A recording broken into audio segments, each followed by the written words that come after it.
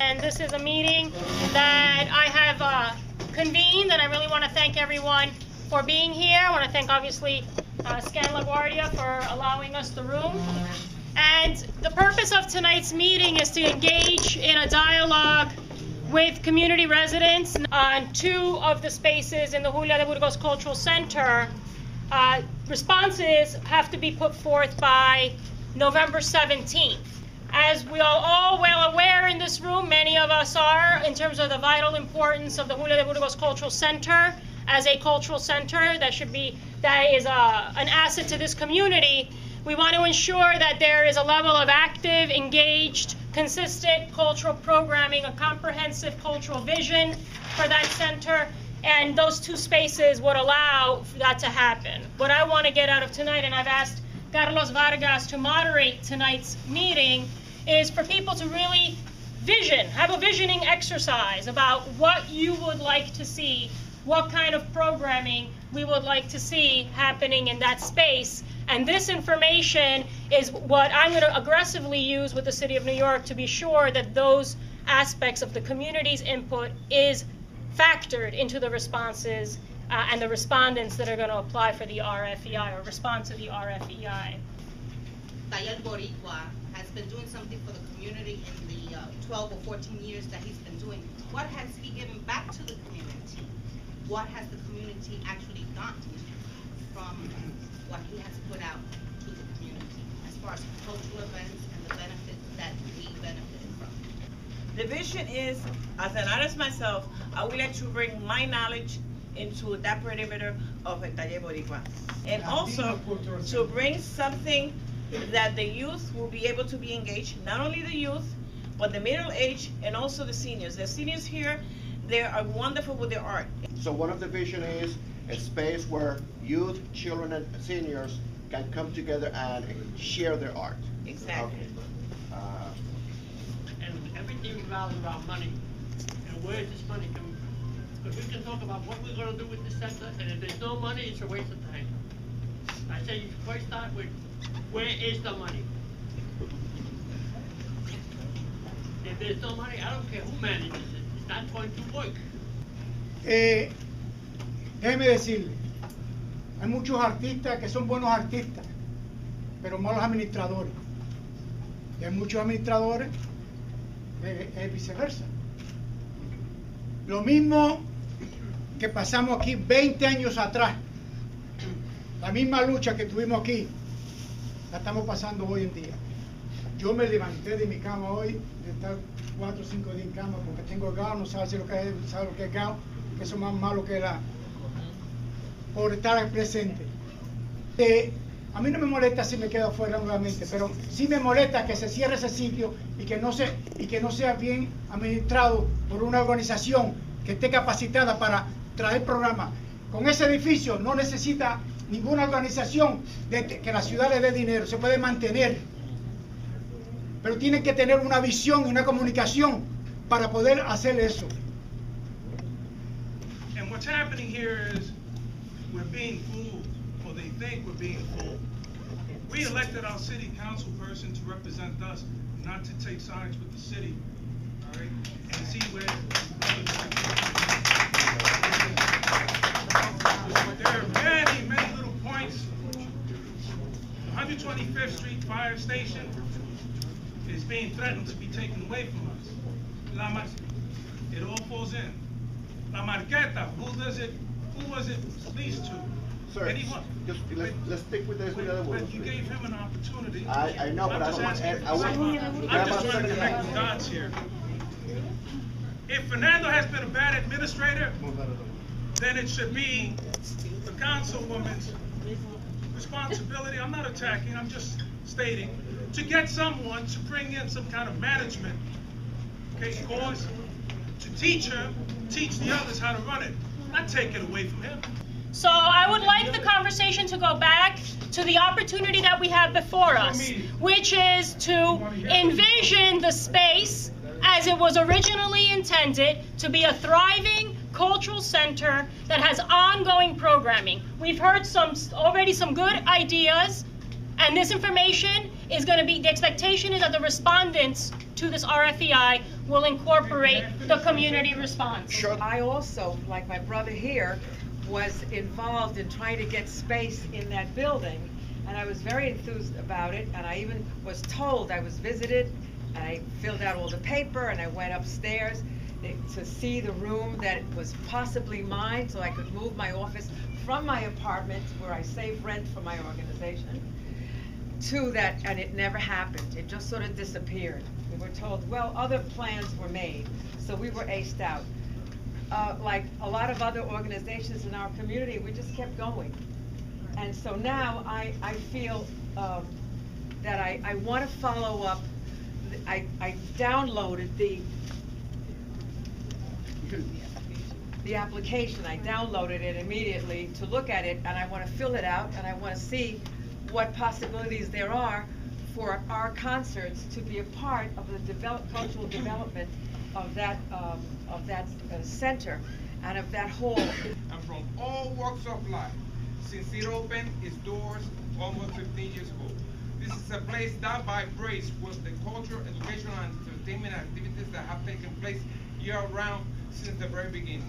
Those who say that there has been nothing cultural going on consistently in the buildings for more than 3 years is simply not telling the truth. Blaming a specific organization and to point a finger for the mistake that have taken place, or to blame them for the denial of rental spaces, plainly pointing the finger in the wrong direction. This is so far from the truth and greatly unfair, to say the least. Thank you. Thank you. Once the building went up, adios. That's the same thing that's gonna happen then to my fence house. Once it's given up, once it goes out on AFP, he's never gonna get it. Because it's created to, the IFP is created to get rid of it. Let me say. My name is Johnny Colon. I was born and raised here. I was born at the Flower Fifth on 106th Street. I'm here tonight, quite frankly, because my heart is here. This is where my heart is. This is where my life is. This is where my school was for 45 years. Okay, again, based on what you said about the senior citizens, retirees, and other people, they don't have the money to go to Camaradas or hang out at Milks. Okay? And a lot of them just come down to sit and hear the music and watch people dance because they don't have any other outlet.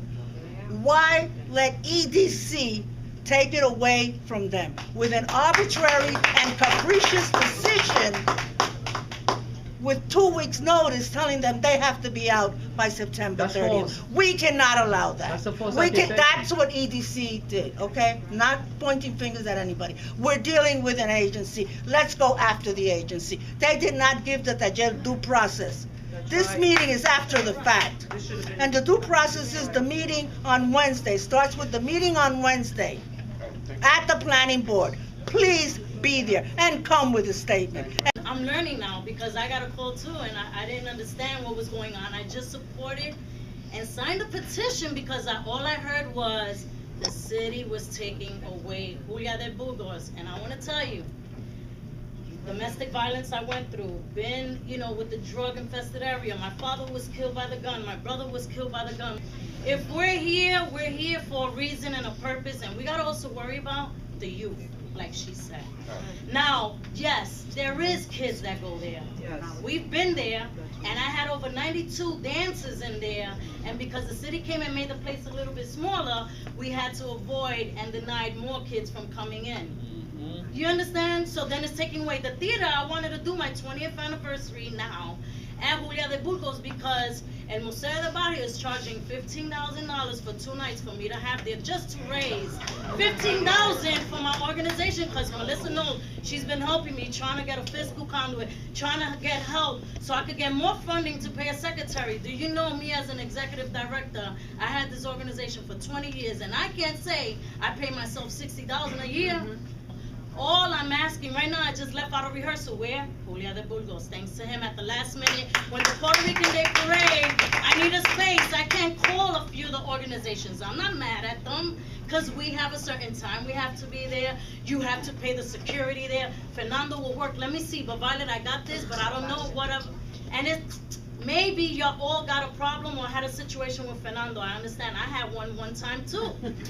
I'm not saying we all have problems with our relationship. You know what I'm saying? I'm Yasmin. Many of you know me. I'm here as a private citizen. I do work at the center, but I want my words to reflect who I am and not the Centro. We're here with a lot of very, very important activists from the 60s and arts activists. I'm very, very proud to have been part of Taller Boricua, to have my first sort of experience in El Barrio as a curator there, and then I went to El Museo. And I'm here basically, but also I want to say that I'm a very great admirer of Melissa. And they have this saying, you shall know them by their friends. And I feel that Taller Boricua's my friend, and I feel that Melissa's my friend. And it's very painful for me. I came to the conclusion, how could I have two friends that I admire, and you especially, you talk about reform, right? You are a reformer. Taller Boricua has constantly been a reformer. And so, I don't understand. I think that if y'all would sit down, you would find out that you believe in the same things. And so that's been very painful for me. And I was gonna keep it in, but I just wanna say from my heart, these people, everyone at Taller, are really good people. When I read something like that Fernando and Marcos allowed drugs, you know how painful that was for me? Because I know that they would never allow drugs, ever. Who made that accusation? I don't know. I have no idea. Well, actually, I do know, but I'm not. Jasmine, it was Yeah. an email that was floating around, and the Yeah. person is here, and she knows who she is that sent the email. So And that was let's keep it at painful, that. so I just want to say that you guys both have been reformers in your day, and if you had gotten together maybe earlier and had a conversation, you would have found out you have a lot more in common than you have differences. And number two, And I have seen a lot of our nonprofits extinguish themselves because they don't embrace new ideas, they don't accept responsibility, they don't reach out for help. And so we see a lot of our nonprofits engaging in self-extinction. Okay? I've been in office 5 years. And I have never received a request from Taller Boricua for a meeting. Never.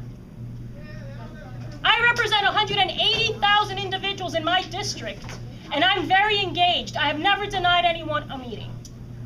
So let's take responsibility for ourselves, too. I know that a lot of help has been offered to Taller Boricua. They are not being removed from the space. They will continue to have the gallery spaces and afford gallery exhibits. They will still have the spaces on the second floor. They are not being denied access to this space. But they're being Now there's going to be, let me speak, because a lot of misinformation is going out there and people want to say that I have not made myself available. Never once has a meeting been requested with myself or my office at any point that I've been there to ask for assistance, support, or how can we avail ourselves to more resources. People have to take responsibility. It's a two-way street. All right, so let's be clear. That's where we find ourselves now, and my interest is to defend what the community has fought for. And that is, at the bottom line, what is at stake here. And the council Wait.